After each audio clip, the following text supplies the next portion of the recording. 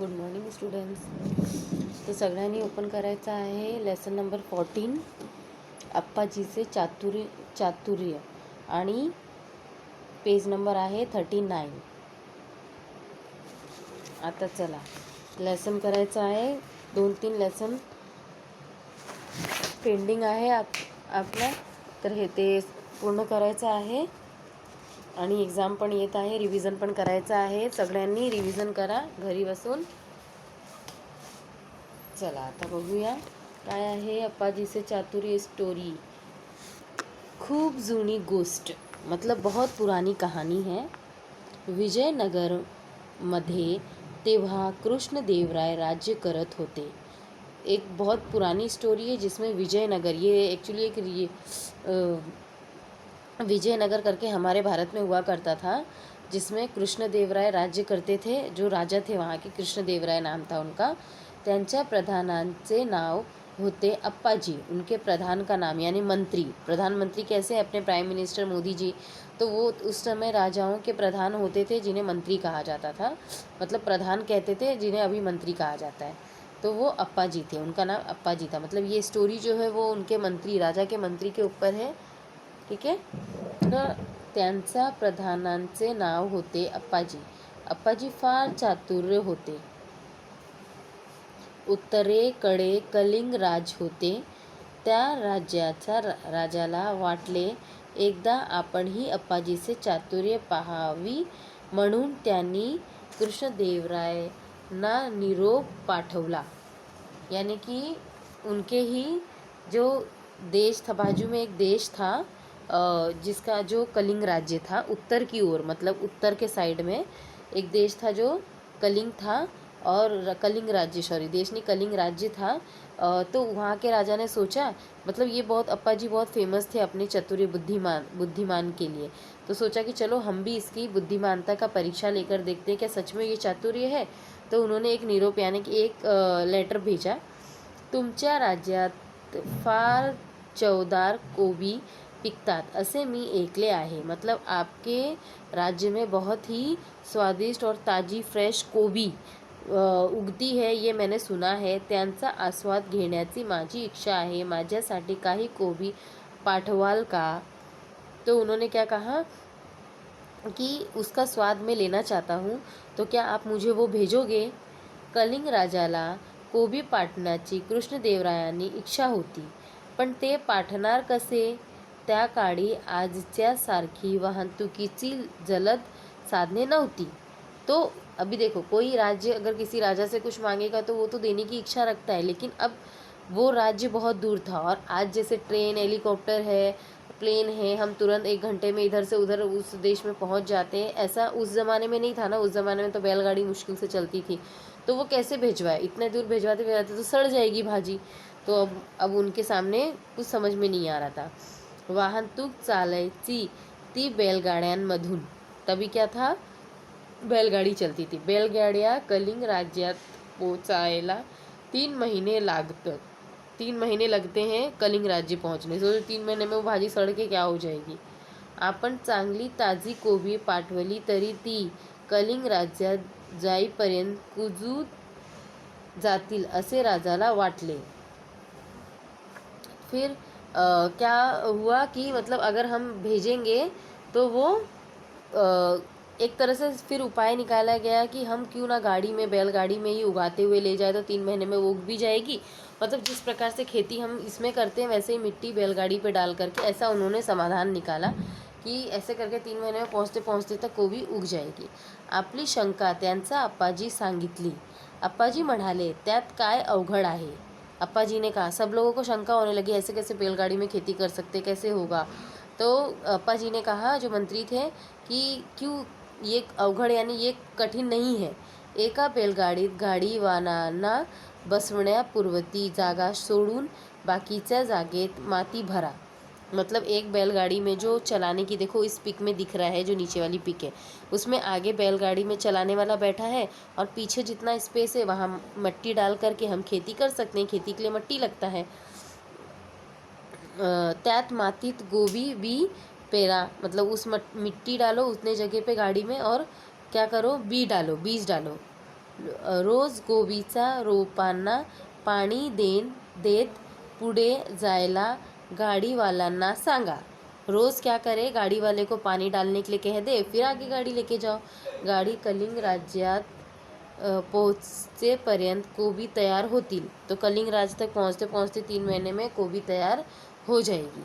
राजांनी अप्पाजीच्या सांगण्याप्रमाणे एका गाडीत माती भरून त्यात कोबीचा बिया पेरून ती कलिंग राज्याकडे रवाना केली। गाडीवान प्रवासात रोज कोबींचा रोपांना पाणी देत होता। क्या हो गया, फिर उन्होंने जैसे अप्पा जी ने आइडिया दिया था उसके हिसाब से उन्होंने वो गाड़ी में मिट्टी डाला, बीज डाला और गाड़ी को रवाना किया। गाड़ी निकल गई। 3 महिन्यात ती बैलगाडी कलिंग राज्यात पोहोचली। 3 महीने बाद वो पहुंची। कलिंग राजाला ताजी कोबी मिळाली। उन्होंने उसे फ्रेश कोबी दी। त्याला आनंद वाटला, अप्पाजीचे कौतुकही वाटले। मतलब उन्हें बहुत खुशी हुई और उन्हें अप्पा जी का सच में मतलब अच्छा लगा। अप्पाजीची आणखी एक परीक्षा घ्यावी असे कलिंग राज्याच्या राजाला वाटले। अब उन्हें लगा कि अप्पा जी का एक और परीक्षा लेना चाहिए। मतलब इंटरेस्ट जाग जाता है ना, उसको एक चीज़ दी उसने कर ली, अब दूसरा कुछ कराएं हम, तो इंटरेस्ट जाग गया उस कलिंग के राजा का। त्यांनी एकसारख्या दिसणारे 3 मूर्ती मागवल्या व म्हणाले, या तिन्ही मूर्ती दिसायला सारखेच असल्या तरी यांतील एक मूर्ती निकृष्ट आहे, दुसरी मध्यम दर्जाची आहे आणि तीसरी उत्कृष्ट आहे। यानी कि उन्होंने एक और परीक्षा लेने के लिए क्या किया, 3 मूर्ति मंगाई। उसमें से एक मूर्ति जो निकृष्ट यानी कि अच्छी क्वालिटी की नहीं, खराब बोल सकते हो। दूसरी जो थी मध्य दर्जे की यानी मीडियम, लेकिन जो तीसरी थी वो एकदम उत्कृष्ट यानी एकदम अच्छी मूर्ति थी। तो इसकी पहचान करना था कौन सी अच्छी है, कौन मध्य दर्जे की और कौन खराब है। या सारख्या और थे दिखने में सब सेम। अब ये उनकी परीक्षा थी तो थोड़ी टफ तो होगी ही। या सारख्या दिसणाऱ्या 3 मूर्तीमधील उत्कृष्ट कोणती ते मला सांगा। उन्होंने उनको क्वेश्चन किया कि कौन सा उत्कृष्ट है ये बताओ। त्यांच्यामधील फरक इतर कोणालाही ओळखता येईना। अब वो तीनों मूर्ति में किसी को भी फर्क समझ में नहीं आ रहा था। अप्पाजी म्हणाले, मी सांगतो फरक, मैं फरक बताता हूँ, मतलब क्या अंतर है। त्यांनी एक लवचिक तार घेतली, ती एका मूर्तीच्या कानात घातली, तेथून ती तार मूर्तीच्या तोंडातून बाहेर पडली। उन्होंने क्या किया, एक तार लिया, उस मूर्ति के मुंह में डाला, उस मूर्ति के कान में डाला और वो तार कहाँ से निकला, उनके मुंह से निकला। कहाँ से निकला, मुंह से। नेक्स्ट पेज पे चलेंगे बच्चों।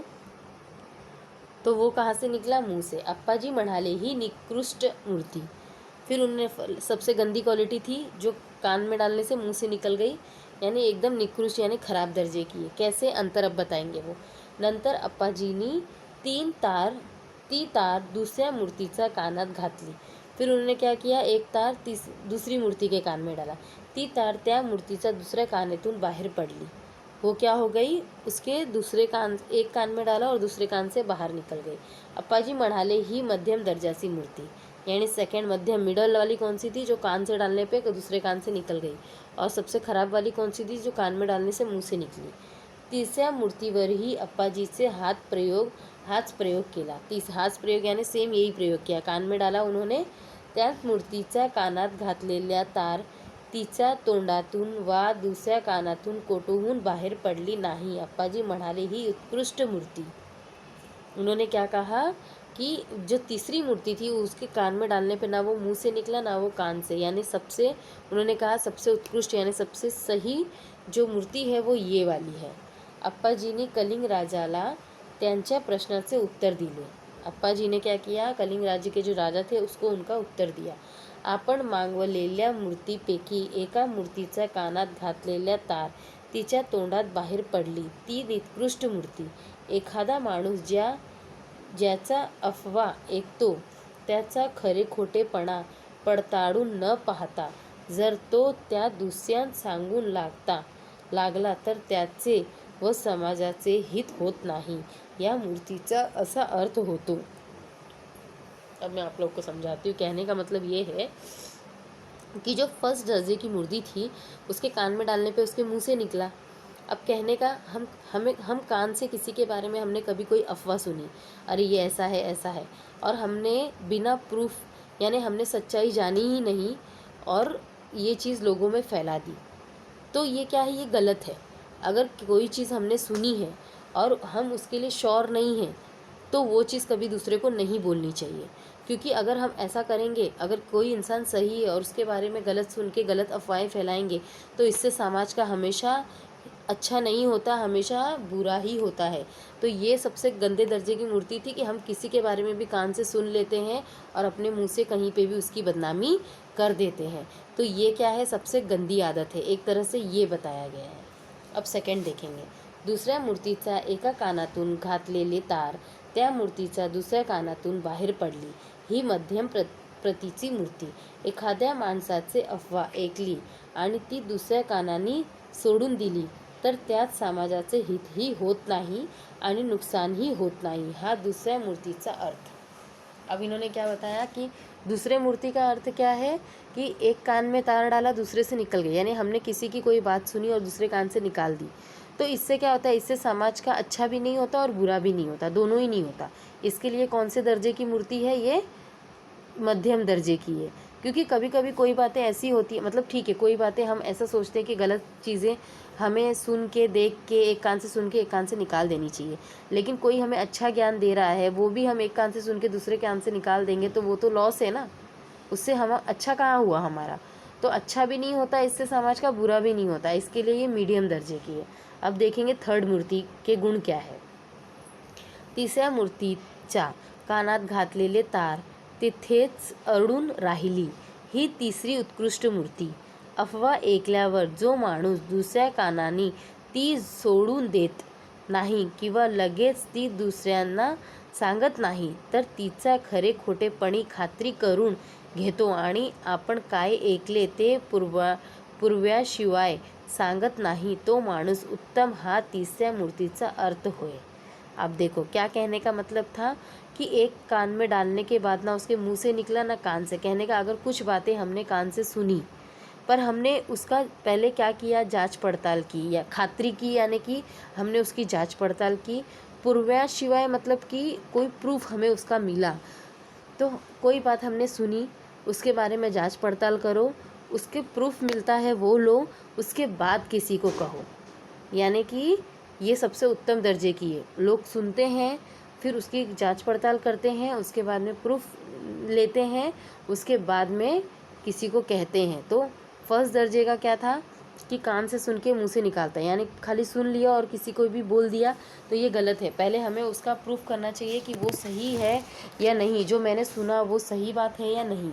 और सेकंड है कि एक कान से सुन के दूसरे से निकालना, तो इससे भी कोई फ़ायदा नहीं होता, क्योंकि इससे समाज का ना हित होता है ना अहित होता है, दोनों ही नहीं होता है। तो तीसरा क्या है कि कान से सुना पर मुंह से बोला नहीं, कान से निकाला नहीं, उसे अपने अंदर रखा, उसकी जांच पड़ताल की, प्रूफ इकट्ठा किया, उसके बाद में उसे लोगों के सामने लाया, तो इसे कहा जाता है अच्छा और उत्तम। इसके लिए जो थर्ड मूर्ति है वो सबसे उत्कृष्ट और उत्तम अच्छे दर्जे की थी। कलिंगच्या राजाला अप्पाजी से उत्तर मिळाले। अप्पाजी का जो उत्तर था, जो कलिंग के राजा को जो उत्तर चाहिए था वो उन्हें मिल गया। अप्पाजींनी तीनही मूर्तीचा दर्जा ओळखल्याने राजा संतुष्ट झाला, मतलब सेटिस्फेक्शन हो गया राजा को कि हाँ सही में जो ये अप्पाजी हैं वो बहुत ही चतुर हैं। त्यांचे अप्पाजी व कृष्णदेवरायांचे अभिनंदन केले। उन्होंने उन दोनों का बहुत अभिनंदन किया। जिसके अप्पाजी जिसके मंत्री थे वो कृष्णदेवराय राजा और अप्पाजी दोनों का बहुत अभिनंदन किया। इस तरीके से इस लेसन से बच्चों हमें ये एक चीज़ सीखने मिलती है कि कभी भी आँख से देखो और सुनो और वो प्रूफ है तो ही किसी को कहो। कभी किसी का सुनकर किसी की बुराई मत करो, या कभी कोई अच्छा कोई सिखा रहा है तो वो एक कान से सुन के एक कान से निकालो मत, उसमें भी जांच पड़ताल करो और उसके बाद उसको अप्लाई करो। तो ऐसा हमें करना चाहिए। तो इसके जो राइटर है वो है विलास गीते। कौन है? विलास गीते। और इसके नीचे शब्दार्थ दिए हुए हैं, वो आप लोग को लिखना है। चतुर यानी होशियार, कीर्ती यानी प्रसिद्धि, चौदार यानी चविष्ट, कलिंग एका राज्याचे नाव, गाडीवान वाहक, गाडी हाकवणारा, निकृष्ट कमी प्रतीचे, अफवा खोटी बातमी, संतुष्ट समाधानी, पुरावा यानी दाखला। तो इस तरीके से ये लेसन हमारा कंप्लीट होता है। इसके जो क्वेश्चन आंसर्स हैं वो भी एक बार मैं आप लोगों को बता देती हूँ, क्वेश्चन आंसर्स। और इसके जो क्वेश्चन आंसर्स है थोड़े ही लिए हैं मैंने, ज़्यादा नहीं लिए, ये शब्दार्थ सिर्फ लिख लेना और इतना सा ही क्वेश्चन आंसर जो बता रही हूँ उतना सा ही करना है और इसे अच्छे से अपने क्लास वर्क में कंप्लीट करना है। देखो यही पेज पे जो मैंने पेन से टिक किया है उतना ही करना है। देखो स्टार वाले हैं मोस्ट ऑफ जो वही किए हैं टिक मैंने, एक्स्ट्रा मैं आप लोगों को नहीं दे रही क्योंकि ऑलरेडी एग्ज़ाम आने वाला है, टाइम अपने पास नहीं है। प्रश्न क्रमांक पहला डालेंगे, खालील प्रश्नांतील प्रत्येक 1-2 वाक्यात उत्तरे लिहा। फर्स्ट है 6 नंबर का जो क्वेश्चन है, देखो टिक किया है मैंने। अप्पाजींनी बैलगाडीत कशाचे पीक घ्यायला लावली। जो अप्पा जी थे उन्होंने बैलगाड़ी का कौन सा पिक लिया था? अप्पा जी से बैलगाड़ी से कोबी से पिक, कौन सी खेती की थी? कोबी की। फिर 10वें नंबर पे है उत्कृष्ट दर्जाची मूर्ती कोणती? कौन सी मूर्ती थी उत्कृष्ट दर्जे की? ज्या मूर्तीचा कानात घातलेले तार तेथेच अडून राहिली ती तिसरी उत्कृष्ट मूर्ती होती, दर्जाची होती। जो अड़के रह गई कान में डालने पे वही उत्कृष्ट दर्जे की थी। 11 है कलिंगाचा राजा संतुष्ट का झाला? अप्पाजी संतुष्ट कैसे हो गया कलिंग का राजा? अप्पाजींनी तीनही मूर्तीचा दर्जा बरोबर ओळखून कलिंग राजा संतुष्ट झाला। प्रश्न क्रमांक दूसरा है 3 ते 4 वाक्यात उत्तरे लिहा। अब ये क्या है? अप्पाजीचा ताजी कोबी कलिंग देशाकडून कशी पाठवली? ये मैंने आप लोगों को अभी बताया कि यही आपको बना के लिखना है कि अप्पाजी ने ताज़ी कोबी कलिंग राज्य में कैसे भेजी, अभी हमने लेसन में पढ़ा, मैं पूरा एक्सप्लेन करने नहीं बैठूंगी। सेकंड है कलिंगच्या राजानी अप्पाजीच्या दुसऱ्यांना कशी परीक्षा घेतली? कलिंग के जो राजा थे उन्होंने अप्पाजी का कैसे दूसरी परीक्षा कैसे ली? वो 3 मूर्ति के द्वारा जो स्टोरी बताई, तीनों की विशेषताएं बता के आपको लिखना है आंसर में। मूर्तीचा कानात घातलेली तार तोंडातून बाहेर येते याचा अप्पाजीने कोणते अर्थ लावले? यानी कौन सा कान में डालने पर मुंह से बाहर निकला, उस मूर्ति की क्या विशेषता, क्या गुण बताया उन्होंने, वो लिखना है। अप्पाजीचा मते उत्तम माणूस कोणता? तीसरी मूर्ति थी सबसे उत्तम, वही उनका अच्छे मनुष्य का गुण है। इतने से क्वेश्चन आंसर्स आप लोगों को लिखने हैं, वो कंप्लीट कर लेना।